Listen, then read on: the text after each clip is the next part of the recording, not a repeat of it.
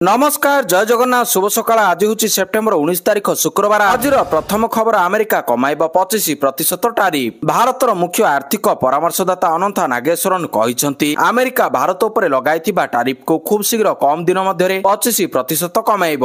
एसह भारत उपर America लगाइथिबा reciprocal duty 25% रु कमाई 10 किंबा 15% रखिब। कोलकातार एक कार्यक्रम में नागेश्वरन कहते तांकर पूरा भरोसा रही आगामी किछि मास मध्य किंबा ता पूर्व अमेरिका पेनेल टारिफ कमाइबा उपरे विचार करिपारे। एसो रेसिप्रोकाल ड्यूटी मध्य जहां पूर्व आशा करा जाउतला सेही स्तर को आसीपारे। परवर्ती खबर 30 जाए बढ़िला इग्नो नाम लेखा अवधि। इंदिरा गांधी जातीय मुक्त विश्वविद्यालय इग्नो पक्षरु नाम लेखा अवधि वृद्धि पाइछि। जुलाई 2025 शिक्षा सूत्र पई चलित मास शेष अर्थात सेप्टेम्बर 30 पर्यंत आशायी प्रार्थी माने नाम लेखाई पारिबे। एही समय मध्य नाम लेखाइबाकु हेले अतिरिक्त 200 टंका विलंब शुल्क देबाकु हेबो। विभिन्न पाठ्यक्रम पई इग्नो वेबसाइट को जाई नाम लेखाई पारिबे। स्नातकर विभिन्न प्रोग्राम रे नाम पंजीकरण करबाकु चाहुतिबा अनुसूचित जातीय जनजाति प्रार्थी नाम लेखा फी पुनः पंजीकरण फी 50% छाड़ करा जायछि। परवर्ती खबर 60 टपिले सुभद्रा हिताधिकारी को मिलिबो पेंशन। 60 वर्ष होइतिबा सुभद्रा हिताधिकारी को मिलिबो पेंशन। मधुबाबू पेंशन योजना एवं जातीय सामाजिक सहायता कार्यक्रम रे सुभद्रा योजनार पूर्वतन हिताधिकारी को अंतर्भुक्त करबा पई चिठी करा जायछि। 60 वर्ष बयस हेबा परे मधुबाबू पेंशन योजना एवं जातीय सामाजिक सहायता कार्यक्रम जे कौनसी अधीन रे सामाजिक सुरक्षा पेंशन पाई योग्य होई परिबो।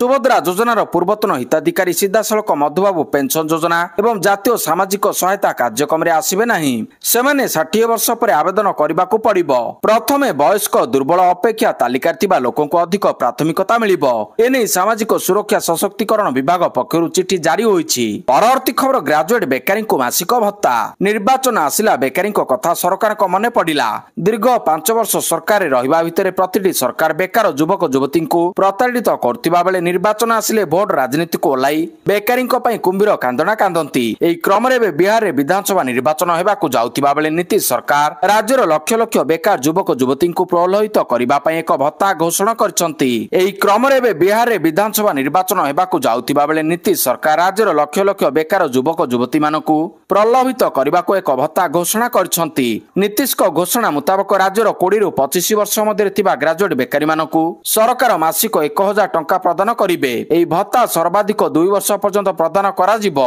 एही घोषणार सूचना नीतीश कुमार सोशल मीडिया रे दैछंती। परवर्ती खबर सारा कलाबाजारी होउची खूब शीघ्र समस्यार समाधान हेबो कहिले जोगाण मंत्री। राज्य रे सारा कलाबाजारी होउथिबा मानिले विभागीय मंत्री। जानि सुनी किछि लोक कलाबाजारी करथिबा जोगाण मंत्री कृष्णचंद्र पात्र कहिसंती। मंत्री कहिसंती राज्य रे आवश्यक परिमाणर सार मौजूद अछि। खूब शीघ्र समस्यार समाधान हेबो। सरकार नियंत्रण को आनिबा को चेष्टा करुछंती। पर्याप्त सार अछि। एहारी उपरे सरकार नजर रखिछंती। मंत्री कहिसंती कलाबाजारी कारणरू राज्य रे अनेक समस्या उपुजिछि। विभिन्न स्थान रे चढ़ाऊ जारी रहिछि। अनेक डीलर को विरोध रे कार्यानुष्ठान होइछि बोली जोगाण मंत्री कहिसंती। परवर्ती खबर आकाश छुआ सुना और रूपा दर। दिनकु दिन सुना दर आकाश छुआ। 2025 रो चलित मास रे सुना मूल्य रे होतिबा वृद्धि गति अन्य कौनसी मास तुलना रे अद्भुतपूर्व रहिछि। इतिमध्य मासर अधा समय बीतीगलानी। स्पॉट बजार सुना मूल्य 11% वृद्धि पाइछि। एही समय रूपा मूल्य प्राय 12% ऊपर को उठिछि। एभली समय आशा करा जाउछि जे मासर द्वितीयार्धरे सुनार मूल्य आउरी वृद्धि घटिबो। नवरात्रि सेप्टेम्बर 22 रु आरंभ हेउछि। धनतेरस एवं दीपावली किछि सप्ताह परे आसीबो। सेतेबेलकु घरोई बजार सुना मूल्य 10 ग्राम पिछा 1.25 लाख टंका छुइबो। जेतेबेले कि रूपार मूल्य 1.5 लाख टंका स्तर रे पहुंची नुआ इतिहास रचिबो। परवर्ती खबर परिवर्तन हेबनै ओटीटी परीक्षा तारीख सेप्टेम्बर 27 रे हेबो परीक्षा। परिवर्तन हेबनी ओटीटी परीक्षा सेप्टेम्बर 27 तारीख रे ही हेबो परीक्षा। एही परीक्षा ठीक भाव रे करिबा पई सब आयोजन होईछि बोली विद्यालय गणशिक्षा मंत्री नित्यानंद गंड कहिसंती। तेबे शिक्षक माने सेप्टेम्बर 27 को नि आपत्ति उठाइतिले कारण सेही दिन कार्य दिवस रहिछि। परीक्षा देबे ना स्कूल जिबे एने शिक्षक मानको द्वंद्व दूर होई पारि नाही। सेपटे ओटीटी तारीख परिवर्तन न हेबा नै गणशिक्षा मंत्री कहिबा परे शिक्षक महल रे तीव्र असंतोष देखा परवर्ती खबर आवास हिताधिकारी को मागणारे बाली देबा उपरे निष्पत्ति नेबे। आवास हिताधिकारी को मागणारे बाली जोगाइबे सरकार। एहा उपरे खूब शीघ्र चूड़ांत निष्पत्ति निया जिवो। एने खनि मंत्री विभूति भूषण जेना कहिसंती। आहुरी कहिसंती बाली माफिया को निस्तार मिलिबनी कहिले खनि मंत्री। तेबे विधायक रमेश बेहरा प्रश्न रे लिखित उत्तर केमिति कहिसंती इस्पात खनि मंत्री विभूति भूषण जेना। परवर्ती खबर दिल्ली रे हेबो एसआईआर। बिहार पर दिल्ली रे हेबो स्वतंत्र भोटर तालिका संशोधन बा एसआईआर। एने प्रस्तुति आरंभ करछंती निर्वाचन कमिशन। खूब शीघ्र तारीख घोषणा हेबो बोली सूचना मिलिछि। ଭୋଟର ତାଲିକାକୁ ନିର୍ଭୁଲ ଅନ୍ତର୍ଭୁକ୍ତିକରଣ ସଂକ୍ରାନ୍ତ ସାମ୍ବିଧାନିକ କର୍ତ୍ତବ୍ୟ ସମ୍ପାଦନ କରିବା ଲାଗି ନିର୍ବାଚନ କମିଶନ ଏହି ପଦକ୍ଷେପ ନେବେ।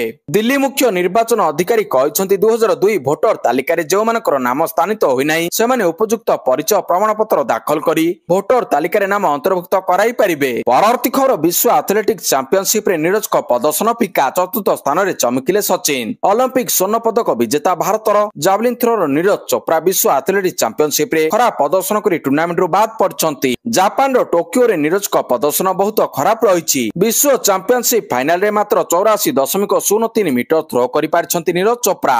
ନିରଜଙ୍କ ପ୍ରଥମ ଥ୍ରୋ 83.65 ମିଟର ରହିଥିବା ବେଳେ ଅନ୍ୟ ସମସ୍ତ ଥ୍ରୋ ବହୁତ ଖରାପ ରହିଥିଲା। ନିରଜ ଟପ୍ 6ରେ ସ୍ଥାନ ଅଧିକାର କରିପାରି ନାହାନ୍ତି। ନିରଜଙ୍କ ସହିତ ପାକିସ୍ତାନର ଅର୍ଶଦ ନଦୀମ ମଧ୍ୟ ଶ୍ରେଷ୍ଠ 6ରେ ସ୍ଥାନ ଅଧିକାର କରିପାରି ନାହାନ୍ତି। ପରବର୍ତ୍ତୀ ଖବର ପୁଣି ଭାରତ ପାକିସ୍ତାନ ମ୍ୟାଚ୍ ରବିବାର ଦେଖିବାକୁ ମିଳିବ ମହାଲଢେଇ।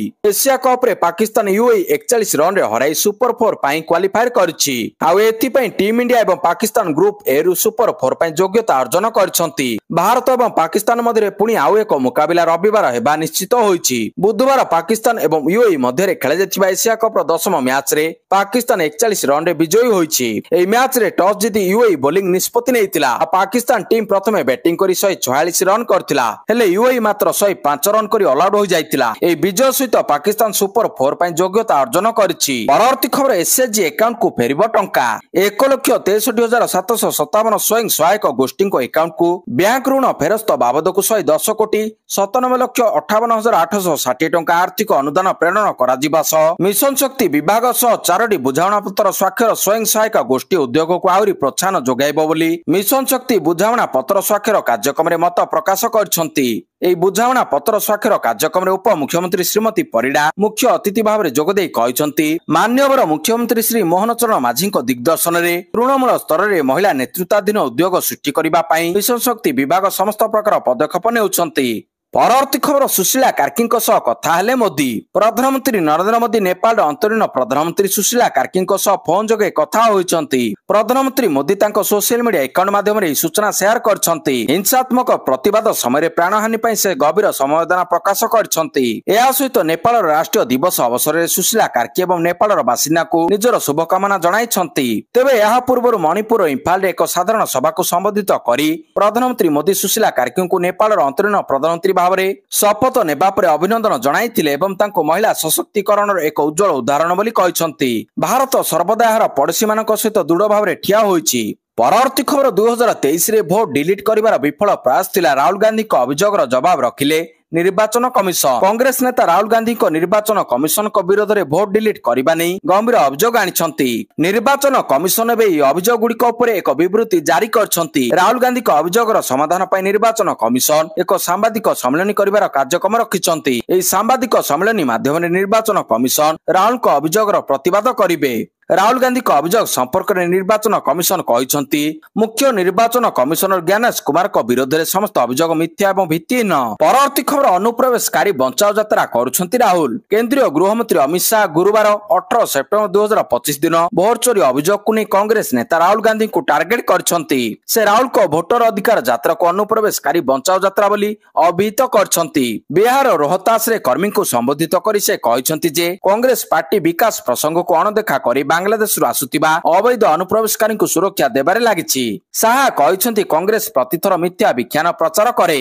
ପରବର୍ତ୍ତୀ ଖବର କମିଲା ଦର 3.5 ଲକ୍ଷ ଟଙ୍କାରେ ନୂଆ କାର୍। ଗାଡି ଦରକୁ ଲକ୍ଷ ଲକ୍ଷ ଟଙ୍କା କମ୍ କରିଦେଇଛି ଦେଶର ସର୍ବବୃହତ କାର୍ ନିର୍ମାତା ମାରୁତି ସୁଜୁକି।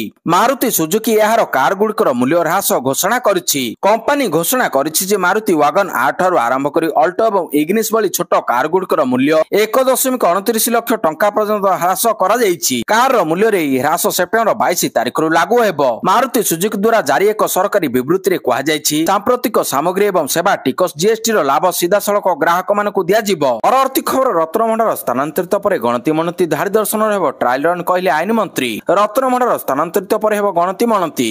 ରତ୍ନଭଣ୍ଡାର ସବ୍ କମିଟି ବୈଠକ ବସିଥିଲା। କମିଟି ପକ୍ଷରୁ ସରକାରଙ୍କୁ ଅବଗତ କରାଯାଇଛି ଯେ ସେପ୍ଟେମ୍ବର 23ରେ ରତ୍ନଭଣ୍ଡାର ସିନ୍ଧୁକକୁ ରତ୍ନଭଣ୍ଡାର ଭିତରକୁ ସ୍ଥାନାନ୍ତରିତ କରାଯିବ। ନହେଲେ 24 ତାରିଖରେ ହେବ। ଥରେ ରତ୍ନଭଣ୍ଡାରକୁ ସ୍ଥାନାନ୍ତରିତ କରାଯିବା ପରେ ଏହାର ଲାଇଟ୍ ବ୍ୟବସ୍ଥା କରାଯିବ। ତାପରେ ଖୁବ୍ ଶୀଘ୍ର ଗଣତି ମଣତି ପ୍ରକ୍ରିୟା ଆରମ୍ଭ ହେବ ବୋଲି ସୂଚନା ଦେଇଛନ୍ତି ଆଇନ ମନ୍ତ୍ରୀ। सेहीपरि धाड़ी दर्शन ପାଇଁ हुंडी स्थानांतर କରିବା ପାଇଁ मुख्यमंत्री अनुमोदन मिलिछि। हुंडी स्थानांतरित पर धाड़ी दर्शन ट्रायल रन हेबो।